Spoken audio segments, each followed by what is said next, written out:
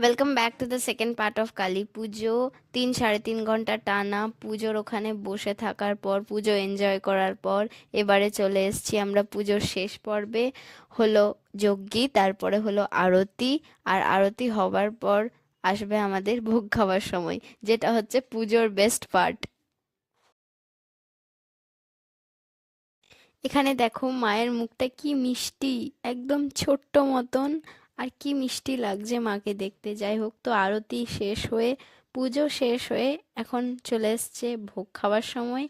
আর এর নিজে এত বেশি খিদে পেয়ে গেছে, ও দেখাচ্ছে নিজেও খা, আমাকেও খেতে দে শান্তিতে। তো যাই হোক, এসব করার পর আমরা প্রথমে খেয়ে নিলাম ভোগ। আর ভোগে ছিল সব থেকে প্রথমে পায়েস, তারপরে ছিল পোলাও। আর সত্যি বলতে গেলে পোলাওটা এত দারুণ ছিল, একদম প্রপার মিষ্টি, না বেশি না কম। তারপরে চলে এসেছিল লুচি, আলু ভাজা আর সুজি। এবং তারপরে ছিল খিচুড়ি। ভোগ মানেই তো খিচুড়ি, নিশ্চয়ই জানো তোমরা। তো যাই হোক, খিচুড়ি, চাটনি আর মিক্স ভেজ দিয়ে আমরা আমাদের শেষ করলাম ভোগ খাওয়া। ভোগ খেয়ে পেট ভরিয়ে ভোর 4টে এলাম বাড়ি। টাটা।